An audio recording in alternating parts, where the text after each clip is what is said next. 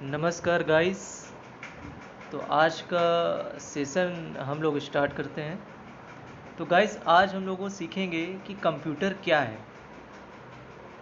ये वीडियो उन लोगों के लिए है जिनको कंप्यूटर के बारे में कम नॉलेज है और ज़्यादा वे कंप्यूटर के बारे में नहीं जानते हैं। तो गाइस घबराने की कोई ज़रूरत नहीं है, क्योंकि अब आपके सामने ऐसा कंटेंट रखा जाएगा जिसे पॉइंट वाइज पॉइंट आपको समझने में आसानी होगी। तो गाइस शुरू करते हैं कि कंप्यूटर क्या है। तो गाइस सेशन स्टार्ट करने से पहले मैं आप लोगों को बताना चाहूँगा थोड़ा अपने बारे में। तो guys my name is Abhinav Awasthi. I am BTech in computer science and आप लोग मेरी प्रोफाइल देख ही रहे हैं। मैंने ex IT trainer Nisha industrial services private limited में भी वर्क किया है, और इसके बाद मैंने एज अ IT ट्रेनर ये अमेजिंग सिक्योरिटी सर्विसेज में भी वर्क किया। और ये दोनों गाइस जो मैंने वर्क किए, ये दोनों PMKVY प्रोजेक्ट के अंडर में थे। और करेंटली मैं इंस्पायरेंट टेक्नोलॉजीज़ के लिए as a data analyst work कर रहा हूँ, जिसके लिए मैं ये वीडियो भी बना रहा हूँ। तो गाइस अब स्टार्ट करते हैं कि कंप्यूटर क्या है। गाइस ये वीडियो मैं फिर बताना चाहूँगा उन लोगों के लिए है जिन्हें कंप्यूटर की कम नॉलेज है। तो आप लोगों को परेशान होने की अब कोई ज़रूरत नहीं है, क्योंकि मैं रेगुलरली बेसिस पर ये वीडियोस डालता रहूँगा, जिससे कि आपको पॉइंट वाइज कंटेंट समझने में आसानी रहेगी। तो गाइस लेट्स स्टार्ट। आप लोगों से रिक्वेस्ट है कि आप हमारे चैनल को लाइक और शेयर करना ना भूलिएगा। तो गाइस स्टार्ट करते हैं। तो गाइस सबसे पहले हम बात करेंगे कि computer is an electronic device. हम इसके बारे में बात करेंगे कि computer is an electronic device. Computer electronic device क्यों है? तो गाइस कंप्यूटर को इलेक्ट्रॉनिक डिवाइस इसलिए कहा जाता है क्योंकि कंप्यूटर एक ऐसी डिवाइस है जिसे ऑपरेट करने के लिए हमें इलेक्ट्रिसिटी की रिक्वायरमेंट होती है। जितनी भी डिवाइसेस होती हैं गाइस, चाहे वो फ़ैन हो, उन सभी डिवाइसेस को हम इलेक्ट्रॉनिक डिवाइस कहेंगे जिनको ऑपरेट करने के लिए हमें इलेक्ट्रिसिटी की रिक्वायरमेंट होती है। For example fan, AC, cooler, TV, ये सब ये रोज़मर्रा की जो यूज़ की चीज़ें हैं, ये तो गाइस हम सभी लोगों के घर में है। तो इसी तरह गाइस कंप्यूटर भी है कि अगर हमें कंप्यूटर ऑपरेट करना है तो हमें इसके लिए इलेक्ट्रिसिटी की रिक्वायरमेंट होती है। Therefore that's why computer is called an electronic device. अब गाइस सेकेंड पॉइंट में आते हैं। सेकेंड पॉइंट है computer receives input with the help of input devices and gives output with the help of output devices। तो guys इसका सीधा सा logic है। इसका मतलब ये है कि कंप्यूटर इनपुट डिवाइसेस की हेल्प से इनपुट लेता है एंड आउटपुट डिवाइसेस की हेल्प से हमें यानी यूजर को आउटपुट प्रोवाइड कराता है। तो गाइस इनपुट, इस पूरे प्रोसीजर को हम इस तरह भी समझ सकते हैं कि जैसे आप अपनी बॉडी का एग्जांपल लीजिए।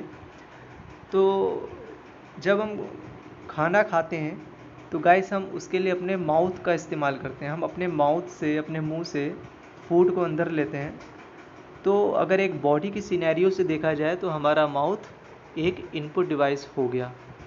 इसी तरह जब अगर हमें कंप्यूटर के अंदर अपना कोई डेटा भेजना है, कोई फ़ाइल हमें सेव करनी है कंप्यूटर में, तो गाइस उसके लिए हमें इनपुट डिवाइस की रिक्वायरमेंट होगी। तो इनपुट डिवाइसेस क्या क्या होती हैं जिनकी हेल्प से हम कंप्यूटर में डेटा सेव कर सकते हैं या सेंड कर सकते हैं? तो गाइस आप जैसा कि ये फिगर में देख रहे हैं, ये कीबोर्ड गाइस आप देख रहे हैं, ये कीबोर्ड एक इनपुट डिवाइस है। तो गाइस कीबोर्ड एक इनपुट डिवाइस इसलिए होता है क्योंकि कीबोर्ड की हेल्प से हम कोई भी टेक्स्ट टाइप करते हैं और टाइप करके हम किसी फाइल या फोल्डर में उसे कंप्यूटर के अंदर सेव करते हैं। तो आप इसे इस तरह समझ सकते हैं कि कीबोर्ड की हेल्प से हम एक रिटन मैटर, एक टेक्स्ट मैटर कंप्यूटर को प्रोवाइड करा रहे हैं, कंप्यूटर के अंदर भेज रहे हैं, उसे सेव कर रहे हैं। That's why keyboard is called a input device. Guys, दूसरा एक लॉजिक ये भी है कि आप किसी भी डिवाइस को इस तरह से भी समझ सकते हैं कि इनपुट डिवाइस क्यों है। आप ये सीधा समझिए कि जिस डिवाइस से हम कंप्यूटर के अंदर डेटा भेज रहे हैं वो डिवाइस इनपुट डिवाइस होगी। तो दैट्स वाई कीबोर्ड भी एक इनपुट डिवाइस है, क्योंकि कीबोर्ड की हेल्प से हम डेटा टाइप करते हैं जो कंप्यूटर के अंदर जाता है। तो गाइस, आई होप आप समझ गए होंगे कि कीबोर्ड एक इनपुट डिवाइस क्यों है। इसी तरह गाइस, आपको ये माउस दिख रहा है छोटा सा, माउस भी गाइस एक इनपुट डिवाइस है। और बेसिकली माउस और कीबोर्ड दो मेन इनपुट डिवाइस कहे जाते हैं। कीबोर्ड के बाद दूसरा नंबर माउस का ही आता है। तो माउस कीबोर्ड एक इनपुट डिवाइस इसलिए है क्योंकि माउस का भी गाइस वही सेम यूज होता है जो कीबोर्ड का होता है। माउस में क्या होता है कि माउस में दो बटन्स होती हैं और बीच में एक स्क्रॉल व्हील होता है, सॉरी। तो लेफ़्ट बटन का इस्तेमाल हम लोग कोई भी आइकन या फोल्डर को सेलेक्ट करने में करते हैं, और राइट बटन को जब हम क्लिक करते हैं तो स्क्रीन में एक सिस्टम की जो प्रॉपर्टीज़ होती हैं उससे रिलेटेड ऑप्शन ओपन हो जाता है।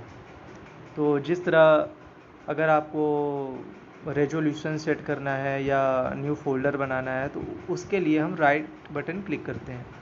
अगर स्क्रीन में कोई फाइल या कोई आइकन सेलेक्ट करना है तो सेलेक्ट करने के लिए माउस की लेफ़्ट बटन को यूज करते हैं।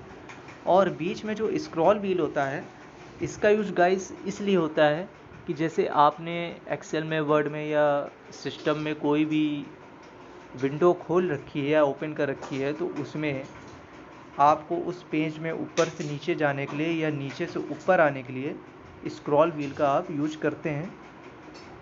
तो आप पेज में ऊपर से नीचे या नीचे से ऊपर जा सकते हैं। तो गाइस, ये यूज होता है स्क्रॉल व्हील का। और दूसरा तरीका इसका ये होता है कि जब भी आप किसी पेज में होते हैं तो उसमें एक स्क्रीन में स्लाइडर भी राइट साइड में दिखाई देता है।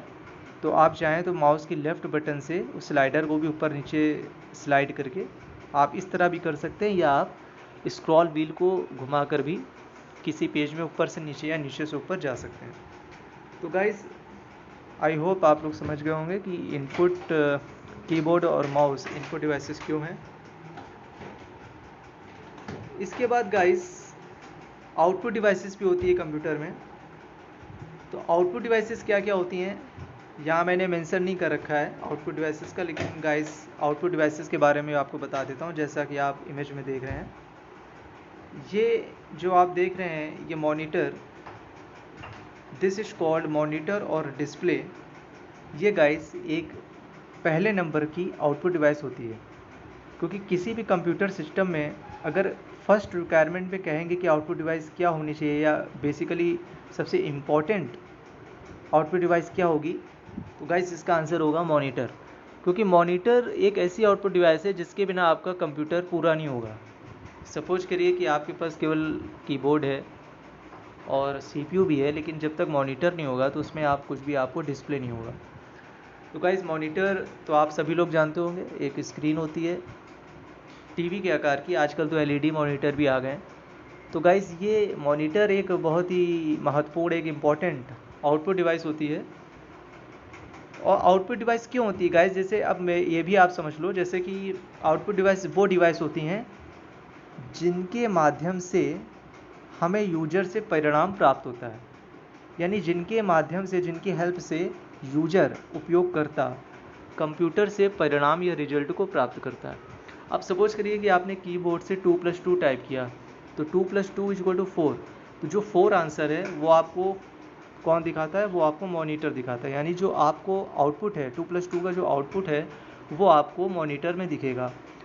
तो गाइस, ये जो आप 4 आपको रिजल्ट मिला, ये किसके माध्यम से मिला, ये आपको मॉनिटर के माध्यम से मिला। That's why monitor is called output devices. तो आउटपुट डिवाइसेस को गाइस हम इस तरह समझ सकते हैं, इसकी डेफिनेशन को, कि जो डिवाइसेस से हम लोगों को जिन डिवाइसेस से हम लोगों को रिजल्ट मिलता है, हम जो भी इनपुट देते हैं उसके अकॉर्डिंग जो रिजल्ट मिलता है, उन डिवाइसेस को आउटपुट डिवाइस कहते हैं। इसी तरह गाइस मॉनिटर के अलावा कई और भी आउटपुट डिवाइसेस होती हैं, जैसे स्पीकर, प्रिंटर और प्लॉटर। तो गाइस प्रिंटर भी एक बहुत महत्वपूर्ण आउटपुट डिवाइस होती है। प्रिंटर के माध्यम से हम प्रिंट आउट प्राप्त करते हैं। और प्लॉटर भी एक आउटपुट डिवाइस होती है। प्लॉटर के माध्यम से क्या होता है, आप इस तरह समझ लो कि प्लॉटर जस्ट प्रिंटर का बड़ा भाई होता है। प्लॉटर जो होता है उससे बड़े बड़े बैनर्स वगैरह प्रिंट किए जाते हैं, छापे जाते हैं। जो आप लोग होर्डिंग्स वगैरह देखते हैं वो सब प्लॉटर से निकाले जाते हैं। तो प्लॉटर और प्रिंटर, इसके अलावा गाइस स्पीकर भी एक आउटपुट डिवाइस होती है, जिसके आप लोग सभी जानते हैं। आपके मोबाइल में भी स्पीकर होता है और स्पीकर आप अपने घरों में भी लगाते हैं। स्पीकर से आवाज़ सुनाई देती है, साउंड आता है। तो गाइस ये तो बात हो गई इनपुट डिवाइस और आउटपुट डिवाइस की। इसके बाद गाइस चलिए आगे बढ़ते हैं। आप लोग यहाँ देख रहे हैं कि CPU का मैंने मेंशन कर रखा है। देखिए कंप्यूटर क्या होता है कि कंप्यूटर, ये तो आप समझ गए कि कंप्यूटर एक इलेक्ट्रॉनिक डिवाइस है। इसको ऑपरेट करने के लिए इनपुट आउटपुट डिवाइस की रिक्वायरमेंट होती है। इसके अलावा कंप्यूटर का जो दिमाग होता है, जो ब्रेन होता है, जो प्रोसेसर होता है, वो CPU होता है।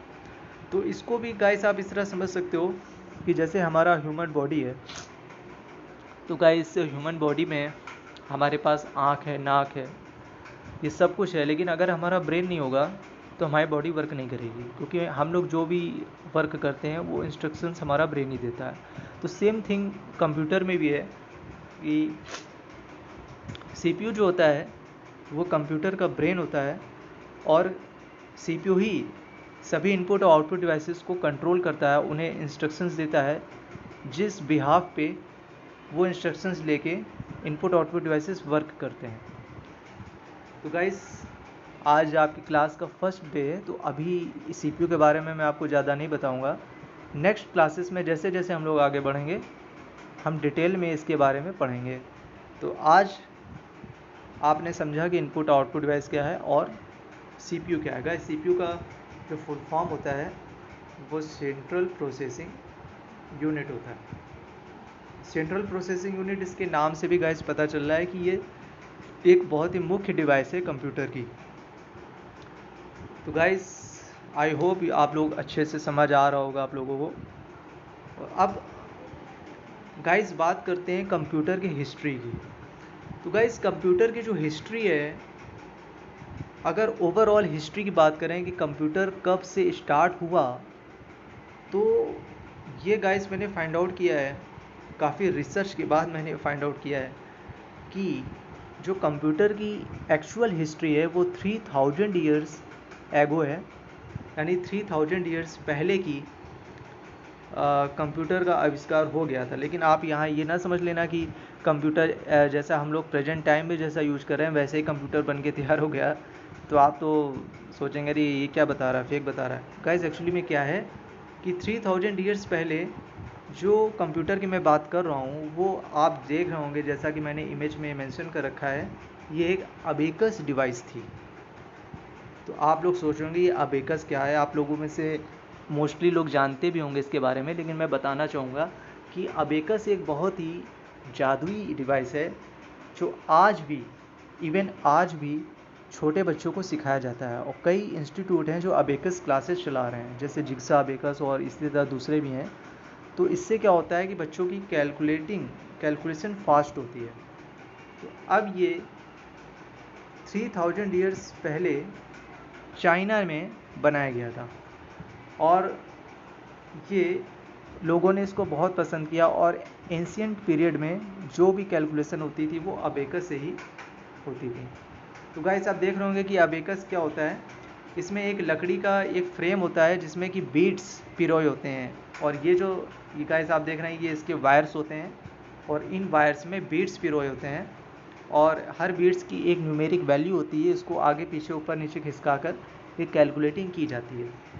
तो गाइस स्टार्टिंग में जब कंप्यूटर की एक स्ट्रक्चर लोगों के माइंड में था तो क्या था कि लोग केवल ये सोचते थे कि हमें एक ऐसी डिवाइस चाहिए जो हमें गणना कैलकुलेटिंग वर्क करके दे। तब उनके दिमाग में बहुत बड़ी बड़ी चीज़ें नहीं थी जो आज कंप्यूटर से हो रही हैं। तो कंप्यूटर स्टार्टिंग में क्या था, जब कंप्यूटर हिस्ट्री की बात करें तो कंप्यूटर का यूज़ केवल एक कैलकुलेटिंग डिवाइस के रूप में किया जाता था। धीरे धीरे फिर कंप्यूटर का यूज़ मल्टीपर्पस होता गया। कंप्यूटर वर्साटाइल होता गया। तो आशा करता हूँ कि आप अबेकस के बारे में काफ़ी कुछ आपको आज नई जानकारी मिली होगी। अब गाइस आगे बढ़ते हैं। We can understand the history of computer by generations of computer. Guys ये एक बहुत ही इम्पॉर्टेंट टॉपिक है। जब भी किसी को हिस्ट्री ऑफ कंप्यूटर के बारे में पढ़ाया जाता है तो उसको फर्स्ट ऑफ ऑल कंप्यूटर की जनरेशंस के बारे में बताया जाता है। तो आज मैं भी आपको जनरेशंस के बारे में बताऊंगा। गाइस कंप्यूटर की जो जनरेशन है उसे 5 भागों में बांटा गया है। There are basically 5 generations of computer. First generation 1940 से 1955 के बीच में मानी जाती है। हालांकि मैं बताना चाहूँगा कि ये जो टाइम पीरियड है ये अलग अलग लिंक्स में, अलग अलग वेबसाइट में आपको अलग अलग दिखेगा, लेकिन यहाँ पे जो मैंने आपको टाइम दिया है वो काफ़ी रिसर्च कर जो जेन्युइन टाइम है, जो मोस्टली लोगों द्वारा प्रेफर्ड किया जाता है, वो टाइम है 1940 से 1955 के बीच कंप्यूटर की फर्स्ट जनरेशन मानी जाती है। और गाइस जो फर्स्ट जनरेशन थी उस फर्स्ट जनरेशन में जो मेन डिवाइस यूज की गई वो वैक्यूम ट्यूब यूज की गई। तो आप लोग सोच रहे होंगे कि वैक्यूम ट्यूब क्या है। तो गाइस मैं आपको बताना चाहूँगा कि वैक्यूम ट्यूब वो मेन डिवाइस की मैं बात कर रहा हूँ जो आज के कंप्यूटरों में as a microprocessor chip use हो रहा है। गाइस आप देखते होंगे जो हमारा CPU होता है इसमें एक मेन डिवाइस के रूप में एक माइक्रो प्रोसेसर चिप लगा होता है CPU के अंदर। वो एक्चुअली में क्या होता है कि जो मेन CPU होता है इस चिप को ही CPU कहते हैं। तो मोस्टली लोग समझ लेते हैं कि वो जो पूरा ऊपर से बॉक्स दिख रहा है वो CPU नहीं होगा, ये CPU नहीं होता है। जो एक्चुअल में CPU होता है वो माइक्रो प्रोसेसर चिप ही होती है। तो जैसे इस आज के समय में मेन डिवाइस के रूप में माइक्रो प्रोसेसर चिप यूज हो रही है, तो फर्स्ट जनरेशन में वैक्यूम ट्यूब यूज होता था। और गाइस फर्स्ट जनरेशन के जो कंप्यूटर होते थे वो भीम का विशाल होते थे, जिनको ऑपरेट करने के लिए मोस्टली आप बिलीव नहीं करेंगे 25 टू 40 इवन इससे भी ज़्यादा वर्कर्स की रिक्वायरमेंट होती थी। तो एक कंप्यूटर को चलाने के लिए काफ़ी स्टाफ रखना पड़ता था और उसे मतलब मैनेज करने के लिए उसे काफ़ी कूलिंग में भी रखना पड़ता था, कोई बहुत जल्दी हीट हो जाते थे। तो गाइस ये थी कंप्यूटर की फर्स्ट जनरेशन। इसके बाद गाइस हम बात करते हैं कंप्यूटर की सेकेंड जनरेशन की। कंप्यूटर की सेकेंड जनरेशन गाइस 1955 से 1964 के बीच में मानी जाती है और इस जनरेशन में मेन डिवाइस के रूप में ट्रांजिस्टर का यूज़ किया गया। और गाइस जैसे जैसे हम लोग जनरेशन में नीचे आएंगे तो कंप्यूटर की स्पीड बढ़ती जाएगी और कंप्यूटर का साइज़ छोटा होता जाएगा तो ये दो चीज़ कॉमन है कि जैसे जैसे हम जनरेशन बढ़ेगी कंप्यूटर का साइज़ छोटा होता जाएगा और कंप्यूटर की स्पीड बढ़ती जाएगी। तो ऑब्वियसली इसमें भी कंप्यूटर का साइज़ छोटा हो गया और स्पीड बढ़ गई। अब गाइस थर्ड जनरेशन में जो था वो थर्ड जनरेशन 1964 से 1961 के बीच में मानी जाती है और ये कंप्यूटर की जो हिस्ट्री थी उसमें एक क्रांतिकारी समय था, जिसे कह सकते हैं गोल्डन पीरियड, क्योंकि गाइस हर एक फील्ड में एक गोल्डन पीरियड होता है। तो इसी तरह कंप्यूटर की अगर बात करें तो कंप्यूटर की हिस्ट्री का जो गोल्डन पीरियड है उस थर्ड जनरेशन को कहा जाता है। थर्ड जनरेशन को गाइस गोल्डन पीरियड इसलिए कहा जाता है क्योंकि 1970 में जो उस समय और आज भी IBM नाम की कंपनी, गाइस आपने सुना होगा इंटरनेशनल बिजनेस मशीन, जो एक बहुत बड़ी कंप्यूटर की कंपनी है और स्टार्टिंग से है, उसने 1970 में माइक्रो प्रोसेसर चिप बनाई थी। यस गाइस आपने सही पहचाना, ये वही माइक्रो प्रोसेसर चिप है जो मैंने अभी थोड़ी देर पहले आपको बताया, जो आज के कंप्यूटर में हमारे CPU के एज ए CPU के अंदर लगी होती है। जो एक्चुअल में CPU होती है वही माइक्रो प्रोसेसर चिप IBM ने 1970 में बनाई। तो जब ये माइक्रो प्रोसेसर चिप 1970 में बना दी तो ये एक क्रांतिकारी कदम हो गया और इससे कंप्यूटर का साइज बहुत छोटा हो गया, यानी कि इवन कंप्यूटर टेबल में रखने लायक हो गया और कंप्यूटर की स्पीड भी काफ़ी बढ़ गई। तो गाइस जब ये थर्ड जनरेशन में 1970 में IBM ने माइक्रो प्रोसेसर चिप बनाई तो इसी के बाद डेस्कटॉप आ गया। और जैसे कि आपने देखा होगा 1919 और 1980 90 के दशक में जो डेस्कटॉप काफ़ी फेमस हुए वो इसी माइक्रो प्रोसेसर चिप की देन थी। और गाइस अब तो आजकल क्या हो गया है कि डेस्कटॉप में भी काफ़ी चेंजमेंट आ गए हैं। डेस्कटॉप में जो मॉनिटर उसका साइज़ काफ़ी छोटा हो गया है, लेकिन डेस्कटॉप भी अभी भी यूज होता है। और गाइस डेस्कटॉप के अलावा अब उसका दूसरा वर्जन लैपटॉप भी आ गया है। लैपटॉप तो गाइस बहुत पहले आ गया था, अब तो इवन पॉम टॉप आ गए हैं, टैबलेट्स वगैरह आ गए हैं, और अब तो हमारा मोबाइल ही कंप्यूटर हो गया। तो ये जो कंप्यूटर का साइज छोटा हुआ, स्पीड बढ़ी, तो ये जो एक क्रांतिकारी कदम था 1970 में IBM ने बनाया था माइक्रो प्रोसेसर चिप, ये इसी की देन था। इसके बाद गाइस 4th जनरेशन में जब माइक्रो प्रोसेसर चिप बन गई तो इसके एडवांस वर्जन पे काम होने लगा, और ये जो इसका टाइम पीरियड है वो 1971 से 1995 तक माना जाता है। तो गाइस क्या हुआ कि जब 1970 में IBM ने माइक्रो प्रोसेसर चिप बना दी तो डेस्कटॉप बनने लगे। उसके बाद फिर नया, गाइस ये हर फील्ड में होता है कि कोई भी अगर वर्जन आता है तो उसके नेक्स्ट वर्जन में काम अपने ऑटोमेटिक शुरू हो जाता है। तो यही चीज़ यहाँ हुआ। तो डेस्कटॉप में ही लोगों ने सेटिस्फाई नहीं हुए। इसके बाद जब VLSIC आ गया, very large scale integrated circuit, तो इसके बाद गाइस आपने देखा ही, फिर लैपटॉप आ गए, लैपटॉप के बाद फिर टैबलेट्स आ गए, और यानी कंप्यूटर का फिर मैं वही बात दोहराऊंगा, कंप्यूटर का साइज़ छोटा हो गया और स्पीड बढ़ गई। इसके बाद गाइस 5th जनरेशन की अगर बात करें तो 5th जनरेशन का पीरियड जो मैंने निकाला है काफ़ी साइट से रिसर्च करके, उसमें गाइस 1995 से प्रेजेंट टाइम, अभी जो प्रेजेंट चल रहा है 2021, इसमें गाइस 5th जनरेशन को माना गया है। तो गाइस 5th जनरेशन का भी हम लोग समझ लें, इसमें मेन डिवाइस के रूप में आर्टिफिशियल इंटेलिजेंस का यूज़ किया गया है, जो कि जिस पे प्रेजेंट टाइम जो टेक्नोलॉजी चल रही है। गाइस मैं आपको बताना चाहूँगा कि आर्टिफिशियल इंटेलिजेंस एक बहुत ही इंपॉर्टेंट टॉपिक है, जो कि आज की कंप्यूटर साइंस इंजीनियरिंग का एक बेसिक सब्जेक्ट है।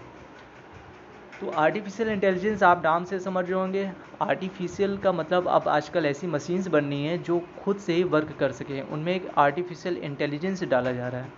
गाइस आप सुनते होंगे कि जिस तरह के रोबोट बन रहे हैं, ऐसी मशीन्स बन रही हैं जिनमें ऐसे सॉफ्टवेयर एक बार इंस्टॉल कर दिए जाते हैं कि वो उन मौक़ों पर, उन सिचुएशंस पे उनको इंस्ट्रक्शन देने की रिक्वायरमेंट नहीं होती, वो खुद ही अपना सोच के एज अ ह्यूमन वो अपना वर्क कर लेते हैं। तो गाइस ये आर्टिफिशियल इंटेलिजेंस है।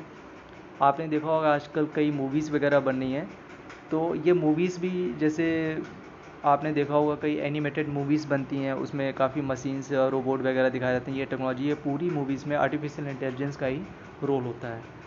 तो गाइस मैं आशा करता हूँ कि आज की जितनी भी मैंने जानकारी दी है आपके लिए यूज़फुल होगी, और आपको जो मतलब बिगिनर्स हैं जिन्होंने कंप्यूटर के बारे में अभी स्टडी शुरू किया है, तो उनके लिए मैं आशा करता हूँ कि आप मेरे द्वारा दी गई जानकारी आप लोगों को समझ आएगी और आप लोगों को इससे हेल्प होगी।